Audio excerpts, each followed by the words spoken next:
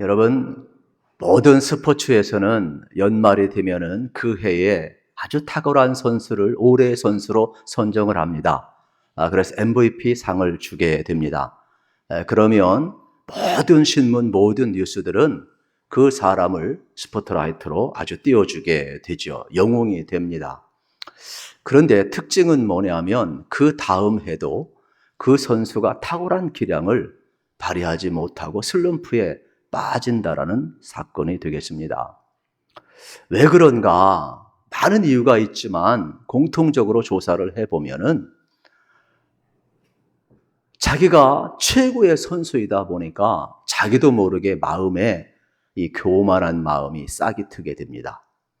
그래서 훈련도 게을리하게 되고 또 최선을 다해서 노력하고 싶지만 CF 찍으라고 그러죠. 인터뷰하라고 그러죠.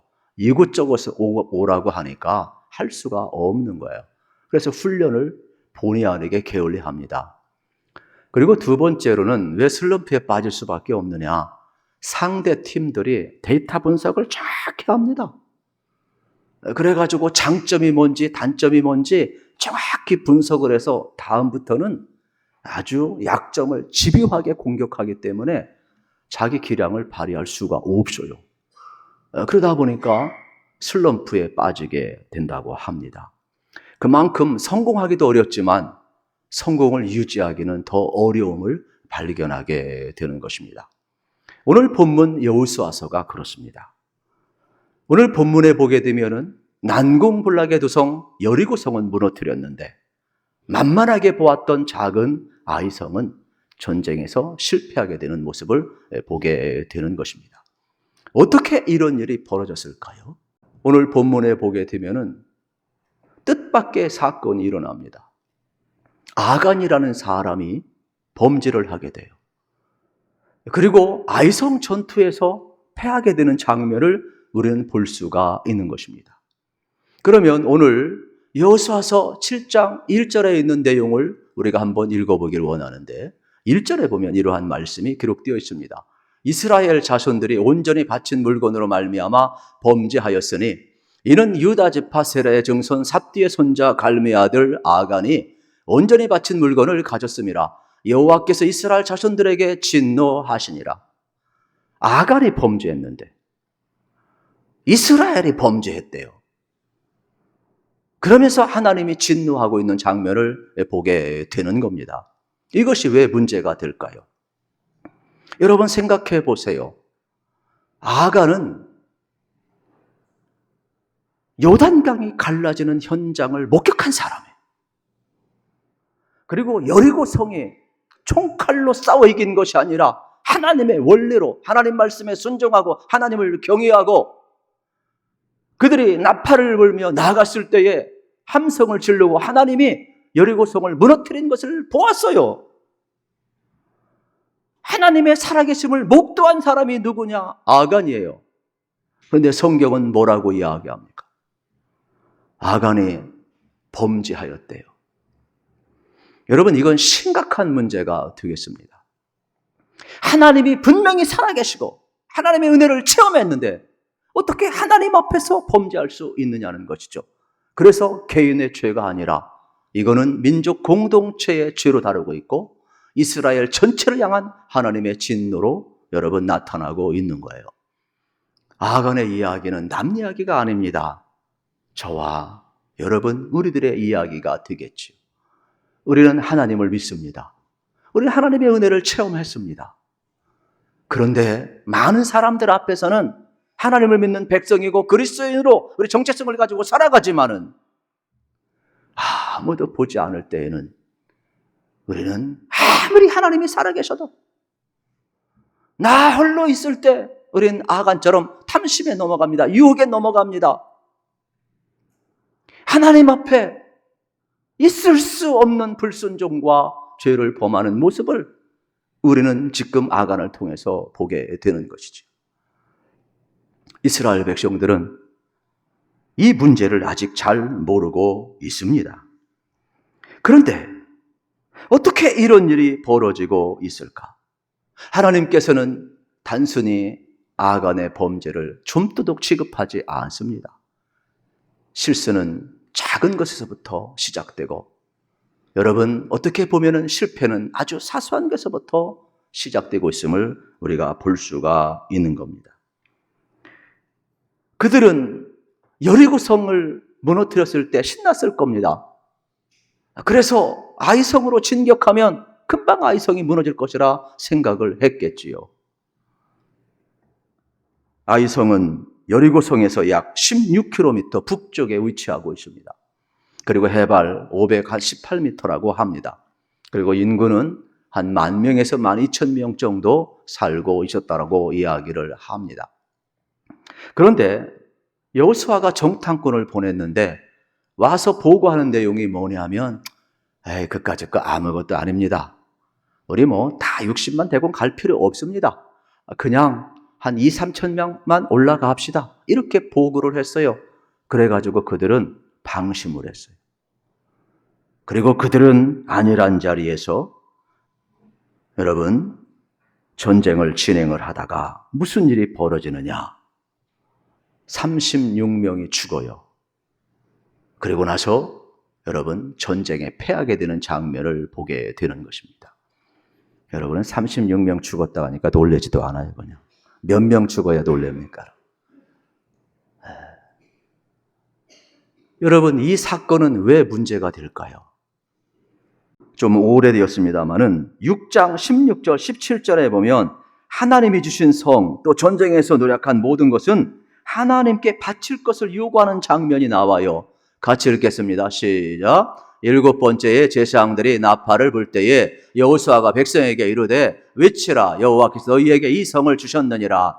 이 성과 그 가운데 있는 모든 것은 여호와께 온전히 바치되 기생라합과 그 집에 동거하는 자는 모두 살려주라. 이는 우리가 보낸 사자들을 그가 숨겨 주었음이니라. 아멘. 여리고 성에는 모든 것은 하나님께 온전히 바친 것이라고 그랬어요.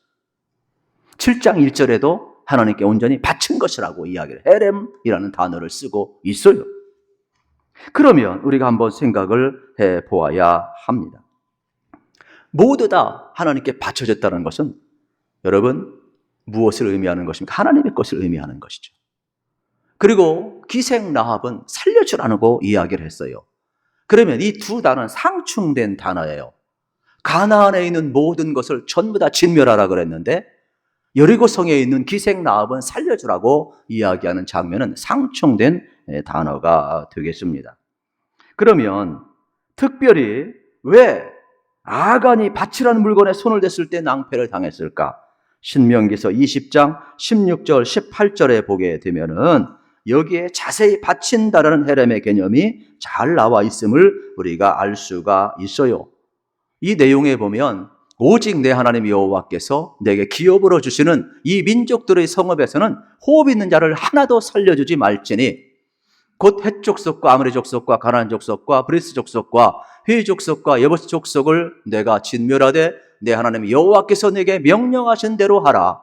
이는 그들이 그 신들에게 행하는 모든 가증한 일을 너희에게 가르쳐 본받게 하여 너희가 너희 하나님 여호와께 범죄하게 할까 함이니라 말씀하고 있죠. 이건 뭘 의미하느냐? 이미 바쳤다라는 것은 진멸하라, 죽이라는 거예요. 왜요? 이미 가나안의 모든 것들은 우상 숭배에 여러분 죄악에 물드는 거예요. 죽어야 다시금 거듭나는 거예요. 죽어야 다시금 사는 거예요. 약속의 땅이지만 이미 타락되었어요. 그래서 거듭나야 되는 거예요. 이미 우상 앞에 접혀진 모든 것은 죽어야 다시금 새로워져서 복을 받게 되는 약속의 땅이 되는 거예요. 그렇기 때문에 하나님은 이 바쳤다는 것은 죽이라는 전제가 있는 것을 우리는 볼 수가 있는 내용이 되겠습니다. 그런데 어쩌다가 아간이 심판과 전혀 상관없는 이스라엘 백성이 왜 거기에 손을 댑니까? 여기엔 영적인 메시지가 있는 거예요. 그래서 하나님께서는 1절에 하나님께 바쳐진 것에 손을 댔다. 구별된 사람이 손을 대면 안 되는데.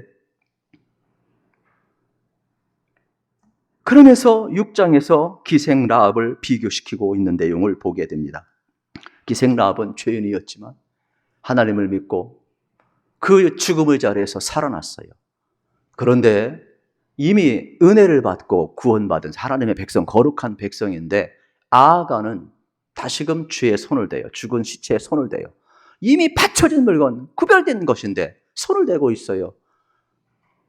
그래서 1절에 보면 아간에 대해서 족보가 자세히 나와요. 이 내용을 보면 이렇게 나와 있지요. 그는 유다 지파라.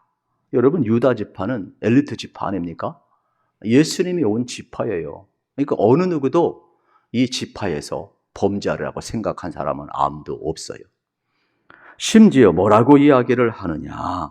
세라의 증손이래요. 세라의 뜻은 씨를 뿌린다. 이러한 내용이 되어 있지요. 그리고 또 삽디의 손자래요. 삽디는 기쁨의 선물이라 이러한 뜻이 있습니다. 또 갈미의 아들이라, 갈미는 열매라는 뜻이 되겠죠. 한마디로 이야기하면 유다 지파의 집안이 좋은 거예요. 그래서 조상들이 믿음의 씨를 뿌리고 그래서 아름다운 열매가 계속 맺기를 원해서 그 이름을 지어줬단 말이에요. 그냥 가만히 있으면은 그가 하나님을 경외하고 순종하면 열매를 맺을 훌륭한 인재가 아간이었어요. 어느 누구도 이러한 아간이 범죄라 생각하지 않아요. 세상은 어느 누구도 그리스도인들이 범죄라고 생각하지 않아요. 세상은 우리 그리스도인들이 자기들은 세상의 마음대로 살아도 그리스도인들은 그래도 우리와 달라. 그런데 의외로 범죄하지 않을 아간이 범죄. 오늘날 의외로 범죄하지 말아야 될 그리스도인들이 범죄하고 살고 있다는 사실을 우리는 발견하게 되는 겁니다. 뜻밖이죠.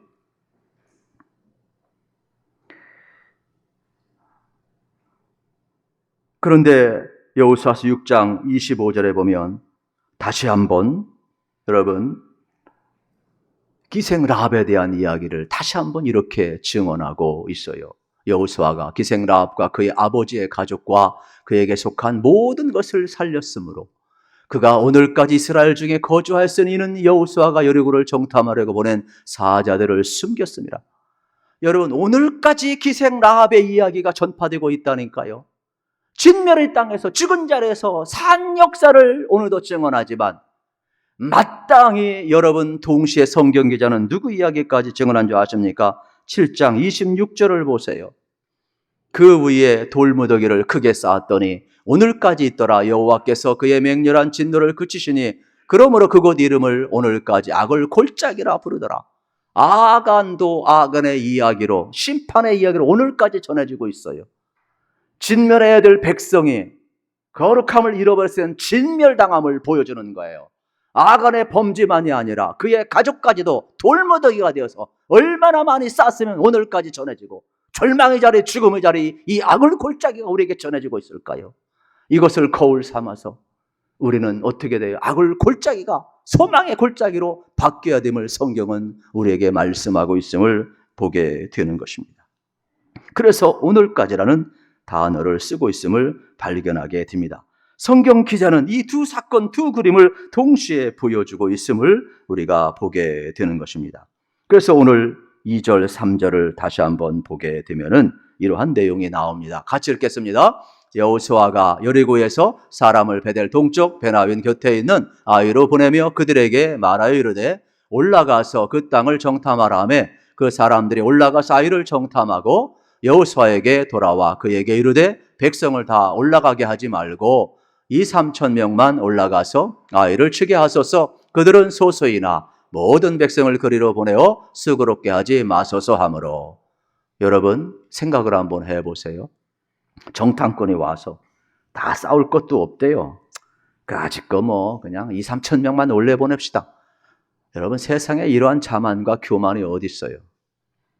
거기에 12,000명 정도 사는데 어떻게 3,000명만 올라가서 이깁니까? 같은 수가 올라가도 여러분 공격과 수비는 다른 겁니다. 공격은 3배 이상 되어야 되는 게 상식이에요, 전쟁에서. 그런데 3,000명만 올라가서 싸우겠다? 세상에 이런 교만이 어디 있어요? 세속의 원리가 두른 거예요. 자기들이 여러분 어떠한 그 힘의 원리로 하나님의 은혜를 잃어버리고 여리고성을 무너뜨리는 것이 마치 자기들의 힘인 줄 알고 하나님의 은혜를 잃어버리는 거예요. 우리가 살아가면서도 여러분 우리의 힘으로 살아간다고 생각하면 안 되는 거예요. 저는 여러분들이 전적인 하나님의 의지를 의지하고 복음을 의지하고 십자가의 능력을 의지하시기를 우리 주님의 이름으로 축복합니다. 우리가 하나님의 은혜를 절대로 잊어서는 안 되는 겁니다. 그래서 교회에서는 철저하게 숫자나 재정이나 힘의 논리가 아니라 하나님의 은혜의 원리, 하나님을 예비하고 하나님께 순종하고 우리가 기도하는 이 원리를 가지고 나아가야 됨을 우리가 발견하게 되는 것입니다. 특별히 여러분, 우리가 하나님을 의지할 수 있는 최고의 표현은 뭘까? 예배 아닐까요? 기도 아닐까요? 순종 아닐까요? 그래서 여러분들이 끝까지 하나님의 원리를 가지고 인생을 살아가셔서 실패를 극복할 수 있기를 우리 주님의 이름으로 축복합니다. 결국 이스라엘은 아이성에서 패하게 됩니다. 20절에 아간의 고백이 나와요. 여호수아가 대답하이르되 참으로 나는 이스라엘 하나님 여호와께 범죄하여, 아간이 이렇게 말하죠. 이러이러하게 행하였나이다. 여러분, 비로소 자기의 죄를 고백을 해요. 그런데 이러한 내용도 여러분 이제 다 제비를 뽑아서 나온 거거든요. 이런 내용은 제가 생략을 할게요. 이스라엘 백성들은 무슨 문제가 있으면 항상 이 제비를 뽑았어요. 우림과 둠빔이 있어가지고 제사장 흉패에 항상 넣고 다녀요. 그런데 여호수아가 아무리 해도 실패 원인을 모르겠어요. 하나님이 조사해봐라 이야기해서 백성 앞에 누가 여호와께 범죄했느냐 아무도 대답을 안 해요. 12지파 대답을 안 해요. 60만 장정 대답을 안 해요. 그래서 할 수 없이 전통적으로 제비를 뽑았어요. 제비를 뽑는 것은 두 가지 우림과 둠빔이 있어요. 그래가지고 검은 돌하고 흰 돌이 있는데 다 좋은 뜻이에요. 그래서 어떻게 하느냐? 처음에 예스, 노. 그래가 예스는 어떻게 됩니까? 이제 흰 돌, 노는 검은 돌. 그래가지고 12지파를 선택을 해요. 그런데 어떻게 될까요? 이제 6지파는 제껴버리고 6지파가 되었어요. 그리고 여기 유다지파가 들어가 있는 거야. 6지파 가지고 제비를 또 뽑았어요. 2분의 1 줄였어요. 3지파가 남았어요. 나중에 또 줄여보니까 유다지파가 나오는 거예요. 유다지파 장정들을 다 불러 모았어요. 제비를 또 뽑으니까 삽디를 비롯해가지고 여기 쭉 나오는 거예요. 그의 가문을 딱 보니까 나중에 보니까 제비 뽑기가 어렵지 않아요. 60만 대군을 불러놔도 이 방법대로면 2분의 1씩 줄이기 때문에 30분이면 해결돼요. 30분이면 제비 뽑기가. 60만을 몰려놔도. 그런데 유다의 자손 가운데 여러분 아간이라는 사람, 어느 누구도 이스라엘 공동체는 범죄도 다른 지파에서 범죄라고 생각했지 어느 누구도 유다 지파에서 이렇게 훌륭한 지파에서 아간이라는 사람이 범죄라고 꿈에도 생각 못했어요. 오늘날 여러분 생각해 보세요. 목회자가 쓰러질 때 누가 꿈에도 생각을 했겠어요? 그리스도인이 쓰러질 때, 여러분 유명한 사람이 쓰러질 때 누가 저 사람이 쓰러지라고 누가 생각을 했겠어요? 그런데요, 충격은 뭐냐? 아간이 유다 지파에 나와 있는데 이 구별된 사람이 하나님 안 본다고 생각해요. 하나님 앞에서 살아가시기를 축복합니다. 그리고 하나님이 보고 있다는 것을 믿으시기를 축복합니다. 그래서 이스라엘 공동체는 아간은 용서받지만은 그 처벌은 여러분 무서운 것임을 우리는 알게 되고 있음을 보게 되는 겁니다. 그래서 하나님께서 여호수아에게 이제 더 이상 기도를 멈추고 이 일을 알아보라. 그래서 여호수아가 알아보고 제비를 뽑아서 아간을 찾아내서 아간을 척결하였을 때 다시 한번 하나님은 이들을 실패를 극복하고 아이성을 이스라엘에 붙여주는 장면을 이제 우리는 볼 수가 있게 되겠습니다. 그렇습니다. 사랑하는 성도 여러분, 항상 잊지 마십시오. 21절을 다시 보면 보고 탐내고 가졌다 그랬어요. 여기 중요한 동사가 나오는데 보았다, 탐냈다, 가졌다.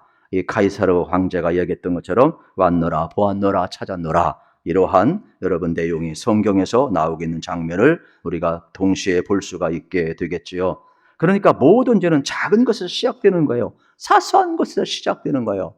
아담과 하와도 선악과를 봄으로써 보암직스럽고 먹음직스럽고 지혜롭게 할 만큼 탐스러운 것이에요. 그러므로 여러분 보는 것도 조심하셔야 되겠어요.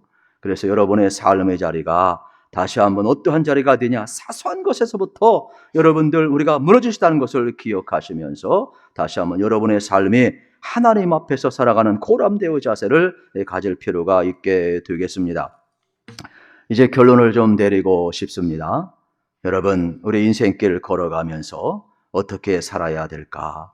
24절, 25절 말씀을 같이 한번 읽어보도록 하겠습니다. 이제 마지막 정리하는 내용이 되겠죠? 시작! 여호수아가 이스라엘 모든 사람과 더불어 세레의 아들 아간을 잡고 그 은과 그 위트와 그 금덩이와 그의 아들들과 그의 딸들과 그의 소들과 그의 나귀들과 그의 양들과 그의 장막과 그에게 속한 모든 것을 이끌고 악을 골짜기로 가서 여호수아가 이르되 내가 어찌하여 우리를 기롭게 하였느냐? 여호와께서 오늘 너를 기롭게 하시리라 하니 온 이스라엘의 그를 돌로 치고 물건을 돌로 치고 불사르고. 아멘. 아간은 회개했어요. 용서받았습니다. 그러나 전부 다 그의 가족과 그에 속한 모든 재물들이 다 돌무더기가 되어서 오늘까지 전해지고 있어요. 여러분 이걸 알아야 돼요. 여러분이 회개하면 하나님이 용서하셔요. 그러나 하나님과의 관계에서 용서받은 거예요. 사람에게 잘못한 것은 화해해야 돼요. 배상해야 돼요. 보상해야 돼요. 그냥 내가 하나님과 용서받다가 다 끝나는 게 처벌은 안 해요. 하나님 우리 죄인 용서하셨어요. 그러나 예수님 십자가에 죽어야 됐어요. 처벌은 당하는 거예요. 세상도요. 여러분 범죄하면은요 벌금 매겨요. 감옥 가요. 거기에 해당되는 게 있어요. 그리스도인들이 잘못하고 그냥 하나님 앞에 회개했다고 용서로 끝나는 그건 안 되는 거예요. 성경은 뭘 이야기해요? 누가 아간에게 돌을 던질 수 있겠어요? 우리 그리스도인의 삶의 방식이 바뀌어야 돼요. 오늘 우리 그리스도인들이 하나님 앞에 용서받았지만 예수님도 말씀해서 너희가 예배하려고 왔느냐? 제물을 드리려고 왔느냐? 형제와 꺼리낌이 있으면 먼저 가서 화해하고 오라. 먼저 인생의 문제를 풀고 오라는 거예요. 갚을 건 갚고 오고 화해할 건 화해하고 오고 그리고 와서 하나님 앞에 예배 드리라는 거예요. 그러니까 우리의 예배는 삶의 예배. 여러분 우리가 드리는 예배는 산 제물이 되어야 되는 것이 되겠지요. 그래서 오늘 우리의 삶의 자리가 어떠한 자리가 되어야 될까? 이 메시지를 잘 적용해 볼 필요가 있어요. 저는 이 악을 골짜기가 소망의 골짜기가 되었으면 좋겠어요. 그래서 이 실패했던 악을 골짜기가 다시 한번 실패를 정복하고 소망의 골짜기, 하나님의 원리가 들어가는 골짜기, 하나님을 의지하는 골짜기. 그래서 이 악을 골짜기는 어떻게 소망의 골짜기로 바뀌어야 된다는 거예요. 예수 그리스도 안에서. 저는 여러분들이 우리 속에 혹시 아간은 없는지 적용해 보시고 하나님께 속한 물건 탐하지 않기를 바라고 또 하나님께 바쳐진 것들은 여러분 신중하게 다룰 필요가 있음을 우리가 발견하게 되는 겁니다. 그러므로 교회에서 하는 모든 일들은 여러분 여리고성을 돌 때에도 도는 것 얼마나 귀찮겠어요. 한 바퀴 돌 때에도 전부 제장의 앞장서 나팔 불고 다 따라갔어요. 함성 치를 때에도 이거 뭐 함성 지른다고 여리고성이 무너지겠어요? 그러나 다 같이 들었어요. 전부 다 같이 했어요. 교회 일은요, 기도해도 전부 다 같이 하는 거예요. 몇 사람만 대표가 하는 게 아니에요. 전도해도 전부 다 같이 하는, 교만해가지고 전도 특공대 몇 명만 하는 게 아니라니까요. 그렇습니다. 무슨 일을 하든지 간에 다시 한번 하나님의 원리를 여러분 기억하시고, 힘의 원리가 아니라, 세속의 원리가 아니라 은혜의 원리, 십자가의 원리, 기도의 원리, 믿음의 원리, 그리고 하나님 앞에서 우리 함께 살아가며 잊지 마시고, 여러분들이 항상 혼자 있을 때에도 여러분 하나님이 보호해 주는 것을 믿고 살아가면 여러분 어떻습니까? 미혹에 손 안 대요. 죽은 것에 손 안 대요. 하나님께 바쳐진 게 손 안 됩니다. 우리는 이미 옛사람이 십자가에 못 박혀 죽었어요. 옛사람의 손 안 대기를 축복합니다. 여러분들은 예수 그리스도가 산 자예요. 기생나합처럼 살아있는 자예요. 예수 그리스도가 살아있는 자예요. 그러므로 나 혼자 있을 때 이미 죽은 것 하나님 바쳐진 것에 손대지 마시고 미혹에 넘어가지 마시고, 그래서 하나님이 보고 계시니까 하나님 의지하시면서 거룩한 백성으로 살아가시기를 우리 주님의 이름으로 축복합니다.